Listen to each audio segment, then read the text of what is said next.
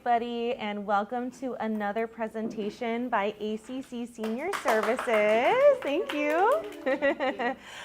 Today we are bringing to you a presentation that has been sponsored on behalf of the Sacramento Region Community Foundation, who supports us with the Listos California funding. And Listos in Spanish means ready. So we do emergency preparedness to different communities in the area and to us here.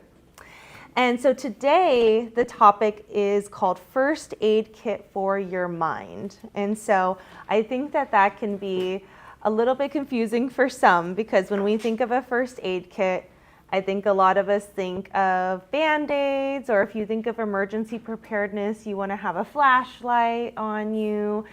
So when you're thinking about your mind, I don't think that many people look at that as a priority in an emergency. And so that's what we're going to be talking about today. And so some of the topics that we'll be discussing today are knowing your signs of stress, learning what helps you feel better, getting help when you need it, learning how to recover, and helping others in need. And so you all here have packets on your desk that have all of the information and more in there, so you can go through this on your own. After the fact, if you've registered ahead of time, Sean will be emailing you the packet along with a flyer after the presentation. And I realized I forgot to introduce myself. My name is Danny Lee, and I am the Lifelong Learning and Wellness Program Manager here at ACC. So I help to manage the programs that run our classes and clubs, our utility assistance program, and our senior escort program. Okay, let's continue. Thank you. So the first thing we want to talk about today is knowing your signs of stress. So everyone reacts to stress differently, right? So for myself, I'm someone who gets really tangled up in my stomach. Like I feel indigestion, it hurts, I have pain, and especially in high stress times, I feel this really drastically, but it might be different for other people. And so especially during high stress times, like maybe in emergencies or where you have to quarantine or where you have to stay put in your home, these things can get really tough. And so it's important to find common signs for your life that happen to you specifically. So does anybody here in the room with me want to mention a sign of stress that they've experienced? So for me, another sign of my stress is upper back pain. So I start feeling it in my upper back, especially when I start to feel stress. It's like it balls up behind me. Does anybody have an example of how they experience stress? You start grinding my teeth.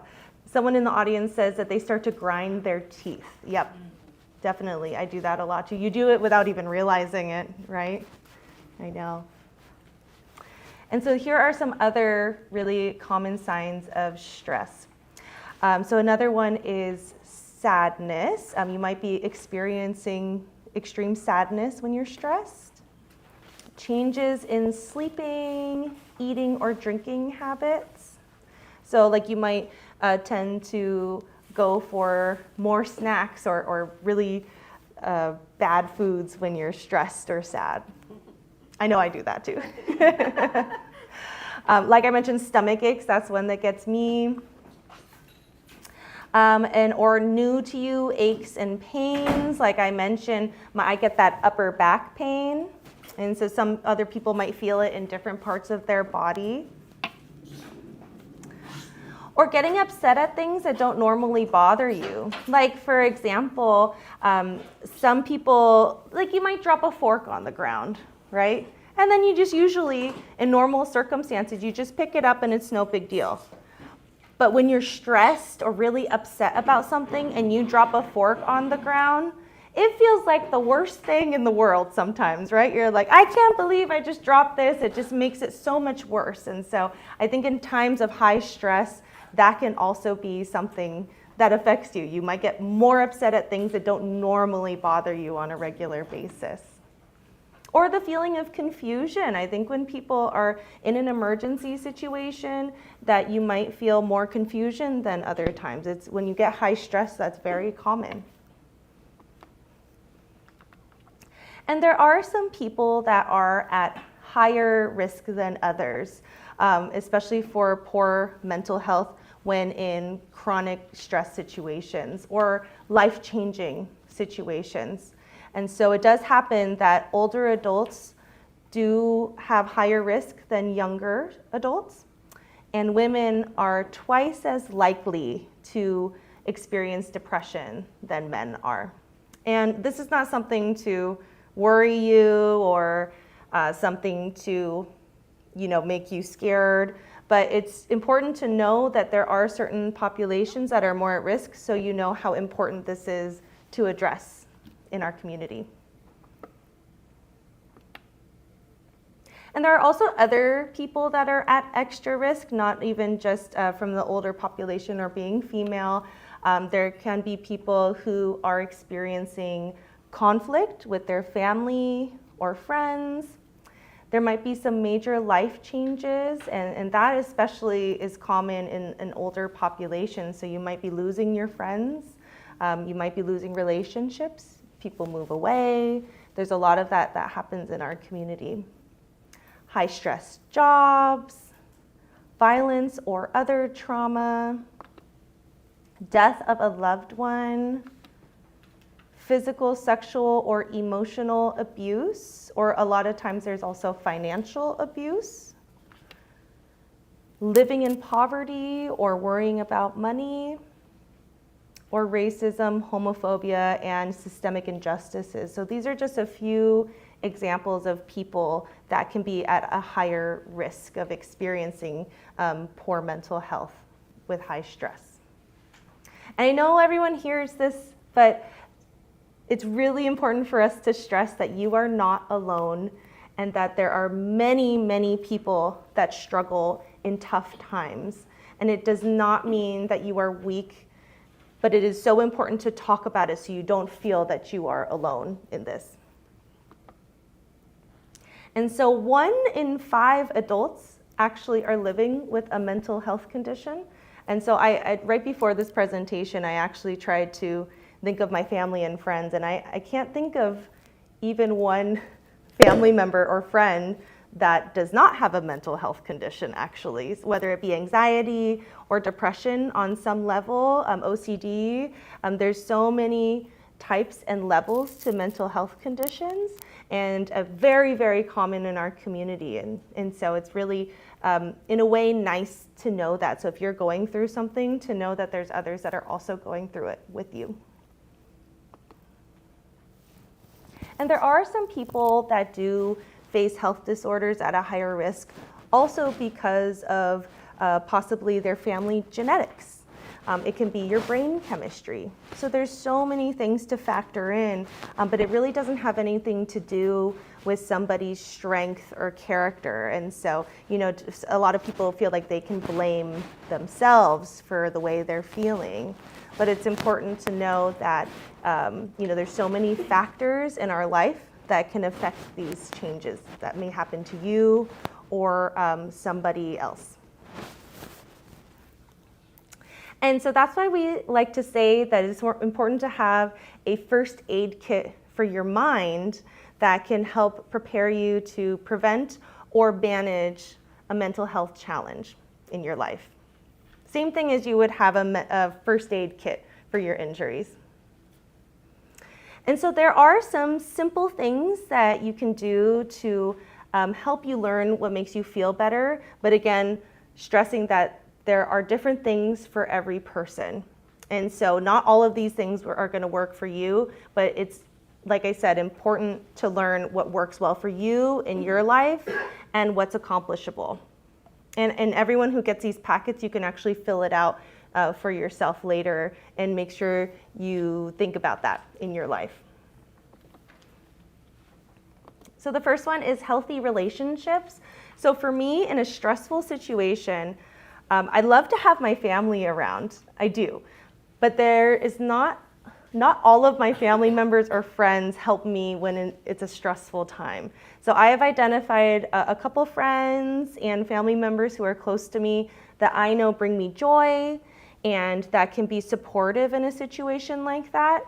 And because, as much as your family and friends love you, they're not always the best person to go to, right? But there are some that help more than others, I think, in these situations. Brain care. So an example of brain care would be practicing mindfulness, or a lot of people hear you talking about meditation. And so I think for a lot of people who have never practiced that, it can be very daunting to think of meditation. But after this slide, I would love to show you something that's helped me in my life for mindfulness and breathing exercise. And I practice this actually very often, and I've done this for about 10 years. And for me, it's helped me in a lot of situations. And so hopefully you can take that with you too. And then daily exercise, good sleep, and eating right.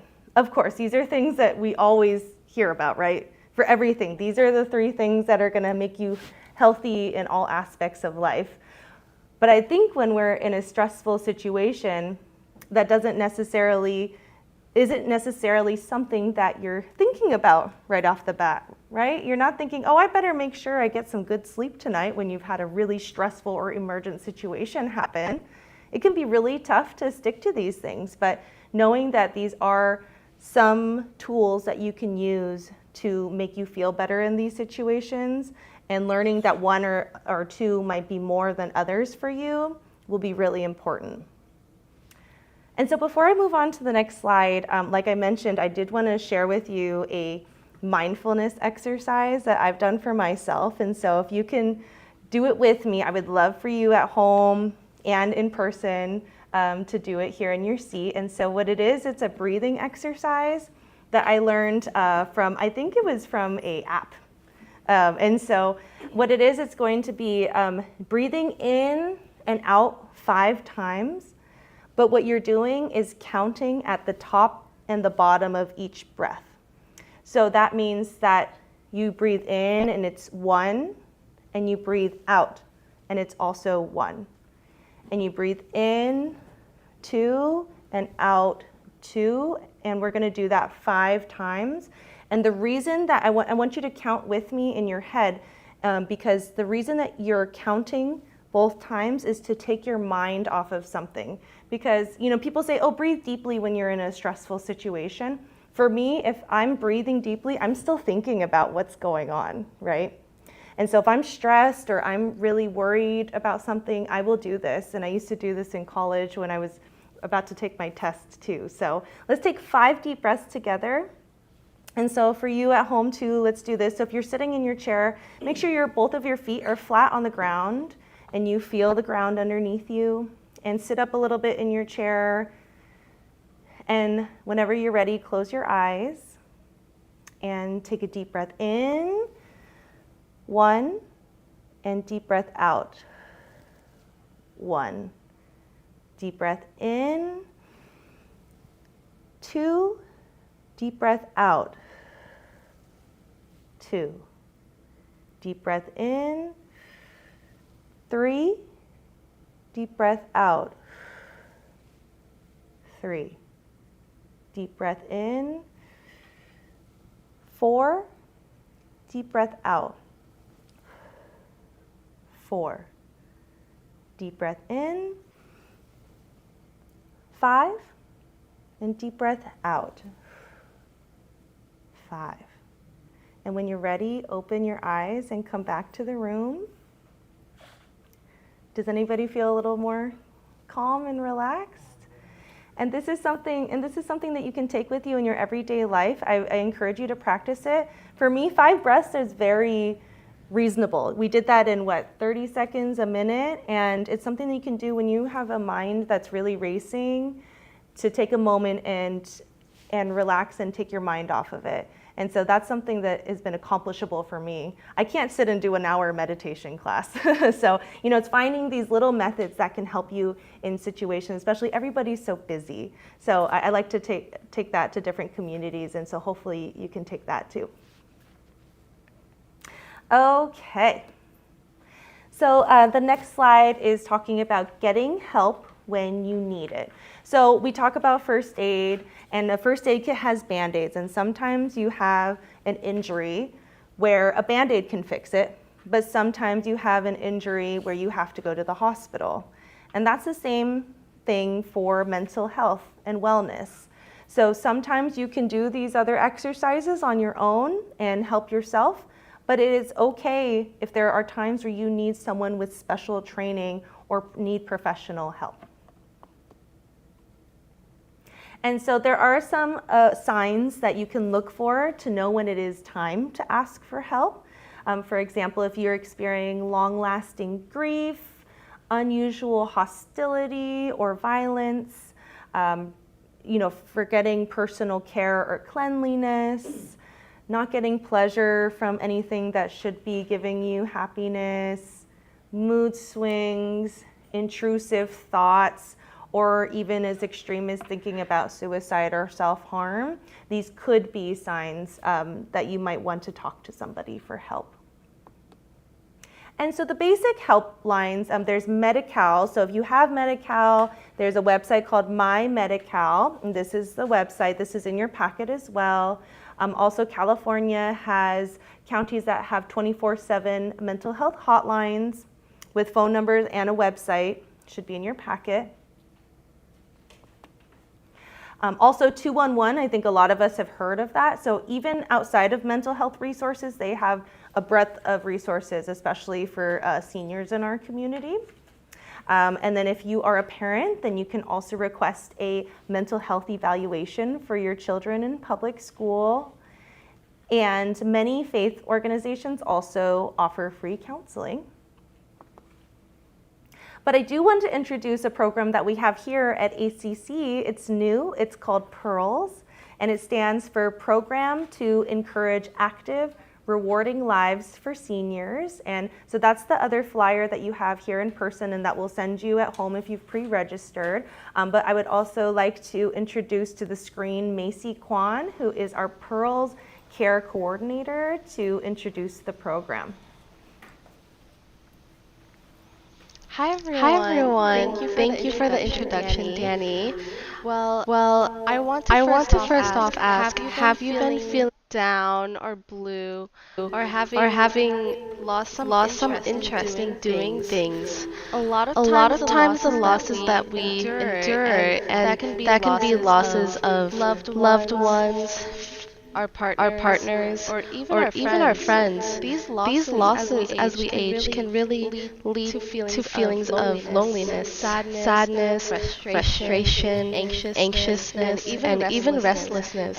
And when we don't address these feelings, it can really lead to depression in the long run. And next slide. And so Pearls, as Danny had said, program to encourage active, rewarding lives for seniors. It's designed to bring more happiness and connection into your life by focusing on small, enjoyable activities and helpful ways to overcome challenges. A lot of us, we have problem after problem, and it can really build up, It can be really difficult to overcome it or knowing how to deal with each problem.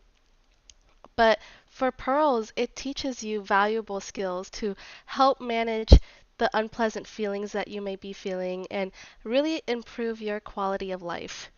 We truly believe that everyone deserves to feel their best, and Pearls is here to do that. Next slide. So when looking at a Pearl session, it is tailored for older adults 60 and over. And within 5 to 6 months, we'll have 8 one-hour sessions, and that will be one-on-one sessions it can be either at your home or in a community setting. And during these sessions, we will really tackle the problems that you might be having in your life. And we'll just really talk about them and problem solve on how to overcome each problem and why it is affecting you in a certain way. And next slide. And along with problem solving, we'll also be planning some pleasant social and physical activities so that once we leave each session, you have some plans on how to have a more enjoyable quality of life at the end of each session, so that when we come together again, you'll be able to continue on problem solving and continue building on more behavioral techniques. And best of all, Pearls is completely free. And within each session, be really we'll be really targeting each problem and trying to understand the root of where it stems from and why you are having these sort of feelings of sadness and frustration. And next slide. So if you or anyone that you might know think that you might benefit from Pearls, please contact us and we can teach you on these really powerful techniques on how to better your life. And Pearls can really be your guide to a brighter and more fulfilling life. And here is our contact information. And I am the Pearls Care Coordinator, so I would be your direct contact. And thank you.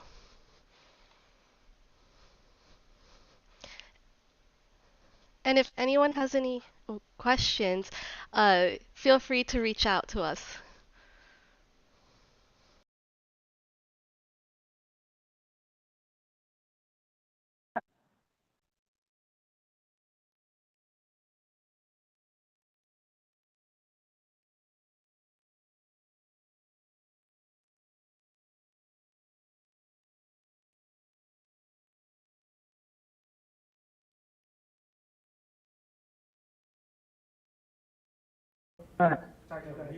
Okay, so Macy, I have a question from the crowd. Are these one-on-one sessions or is it a group setting? Yes, thank you. Great question. So this is going to be a one-on-one session, so it is very intimate, and we will be getting to know each other on a more personal level. And hi, I'm not in person. I was wondering what the contact information is because I can't see the slides. I'm sorry. I'm sick and just on the phone. Was there a phone number for the? Hi, I'm sorry. Yeah, so the phone number, if you're ready, I can say that out loud for I'm you. ready. Okay, I'm ready. Okay, so the phone number is 916-503-0321. Thank you so much. Of course. And I have another question from the crowd here. Is it also available virtually? The question is it also available virtually? Yes, we can do virtually. We can do over Zoom. It would be more ideal to meet in person so that I can really get to know you on a more personal level. But I understand that sometimes, it might be difficult to travel, or it might just be more convenient to be on Zoom. So Zoom is also always an option. Thank you. And it looks like not in the home. Is it here at ACC? Yes, so Macy, the question is if it's not at your home, is it meeting here at ACC?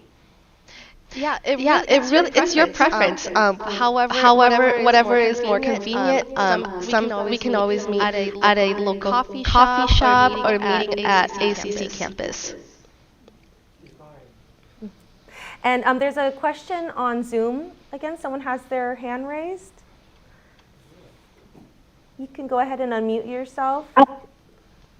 I think that was me. That was an accident. I got my question answered. Thank you so much. Great. Okay, perfect. Any other questions on Zoom or in person? We do have a question in the chat. Can you please give an example or kind of problem solving you might do? So An an example might be that, that, I don't have enough food for the next week. And, And, I have I have bills, I don't have, I don't know what to do. And And that might be a problem that we'll problem solve together, where where we'll we'll look at the pros and cons of what is available, what what resources are available, and what who you who might be able to contact. And we'll make a pros and cons list of each solution to see which one might be a better fit. And then at the end, you'll select the solution that is the most that you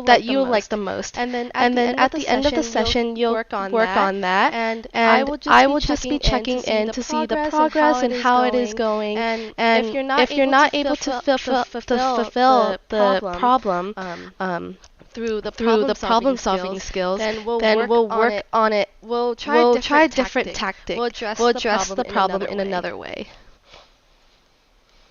See, and I have another question in the crowd. What's the funding source? Is it an ACC funded, state, federal? The question is, where is the funding coming from? And it is grant-based.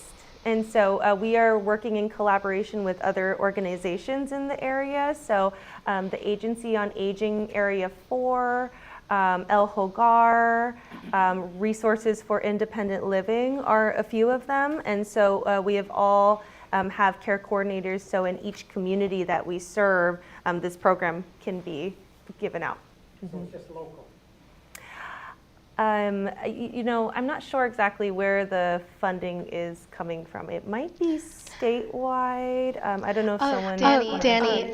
So it's going to be from University of Washington. They are the main funders for this program. They've done research. There is evidence behind this program that shows that it works. It has worked for other people, and we're really excited to bring this program to ACC.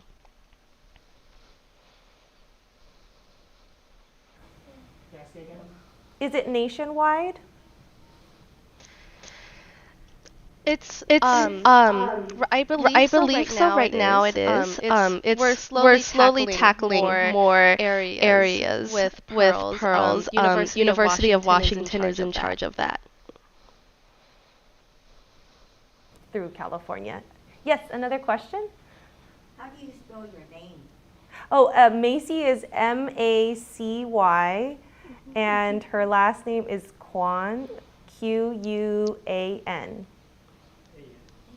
Yes, good question. Any other questions in the chat? Thank you. Okay, and again, you all have Macy's contact information here, and if you're on Zoom and would like the flyer and you haven't pre-registered for this presentation, please feel free to either put your email in the chat or send Sean a direct email and he can send you the paperwork from today. Thank you so much, Macy. Thank you.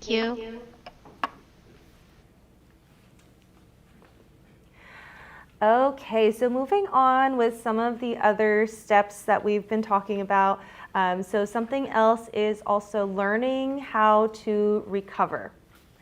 And so the first thing they have on here is to remember that it's normal to have good and bad days. I think all of us can probably feel that on your bad days, when you're having one, it feels like you have a lot of pressure on yourself and you're mad that you had such a bad day. You didn't get this done today. You were supposed to do this. And sometimes it's okay to have a bad day and know that everyone does. Another step here is making a plan to handle important tasks one at a time. So for myself, I always have a planner, a little one with me, a physical one all the time. I can't use my phone. I don't want to use just my computer to rely on. I have a big old checklist here. And there's something about crossing off your tasks one at a time to feel like you've done something great for your day, right? And so that's something that can really be helpful for you to make sure that your everything is in one place and not feel like you have so much to tackle and that it's impossible. Also reconnecting with your most important people as soon as you can. And so this is, I believe, in relation to if you went to go get help, like professional help. There's people around you who would love to hear from you and know that you're getting better, but also for yourself too. Like we mentioned, having that support system within your family and friends will be really helpful for your recovery. And also it's okay to avoid reminders that make you relive a traumatic time in your life. And so if there's a place or a group of people that make you feel a certain way or make you feel negative or it reminds you of something that happened that's traumatic, it's okay to not go to those things or not be around those people because it's really important for your health to make sure that you do whatever you need to do for yourself. And helping others. So you here on the call might have recognized some of these things in yourself that have been listed, but you also might have recognized it in someone you know. Like maybe, wow, maybe someone I know might be eligible for the Pearls program or really could benefit from it. And there are people in our lives that I think all of us know someone who's dealing with stress or some type of mental health condition or even just sadness can make you, really want to reach out to that person. And so a lot of people do heal faster when they have love and support from others. And so for every person, it can be a little different to reach out and communicate with them, but we do have a couple of suggestions here. And so here are some statements that we have listed. On the screen, there's just a few, but in your packet, there's a lot more. But here's a few of my favorites of what might help. The first thing we have on there is getting help for yourself to cope with the stress of an ill loved one. So if you yourself are unwell, helping another person in that situation might really send you downhill. And so making sure that you are healthy yourself before helping others is really important, and recognizing it in yourself too. I think there's a lot of people that are very good at taking care of others, but it's very common to not be able to take care of yourself, especially in our community, I would say. And sometimes they might just ask you, you might want to ask them if they just want you to listen. I think when I have experienced talking to somebody who is experiencing high stress or sadness, a lot of people talk at them. They'll say, well, you should do this and you should do that, and everyone's telling them different things, but sometimes they might be interested in just talking to you about how they're feeling. And on that same note, it's important to respect how they view their behavior and symptoms, and for us to not discount how someone's feeling. And maybe some things they're saying you don't agree with, but what they're feeling is valid. Their feelings are real, and so making somebody feel that what they're feeling is not right might make them not be able to trust the person they're talking to or not want to talk to you either. So it's really great to have open ears and be respectful. And this one I learned actually from this packet is starting with I statements when speaking to somebody who is experiencing high stress or a mental health issue.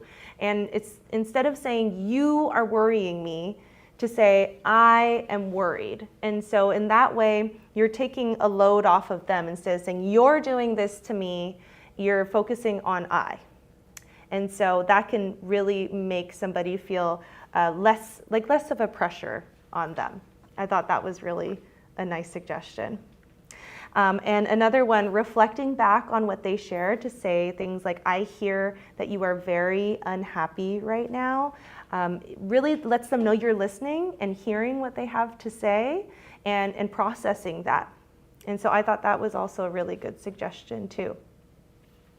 And there's a lot of examples in the booklets that you have.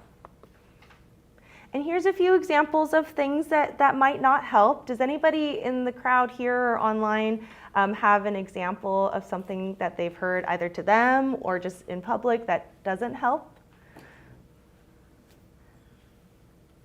I know a family friend told their other family, they said, well, just stop it. Stop feeling so sad. That's a no. I think, these people, a lot of people that are experiencing this, they don't have that kind of control to just say, to snap out of it, right? I think snap out of it's on here. So on here, there's things like judgment, disappointment, or criticism over somebody, thinking that you have all the answers, telling them that everything's just going to be okay, don't worry about it. I think a lot of us here know that just saying don't worry about it is not going to make you not worry about it, right? Or minimizing their illness, or suggesting that everyone just gets crazy sometimes. And that goes back to the other slide where I said to not invalidate what they're feeling. To minimize it and say it's nothing can really make them feel bad. Or expecting immediate results or improvement after one intervention. So someone could be getting professional help, somebody could be getting help with medication as well, and they might not have immediate improvement even after all the stops have been pulled. So it's important to know that everyone has their own journey and timeline, but these people are not purposely trying to not get better. And so to be patient and realize that sometimes for some people it takes time.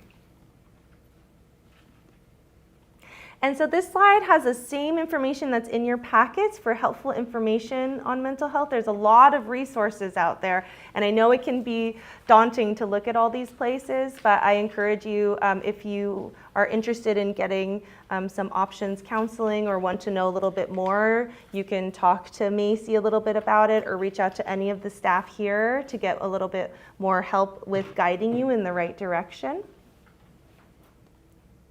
And I would love to just put up a slide for Macy again. So I think you guys can end with that. And that's her information again to reach out for it to join our Pearls program. And so I hope you guys took some nice suggestions and points away today, but the important thing is to focus on your mental health. It's so important to the rest of your health as well.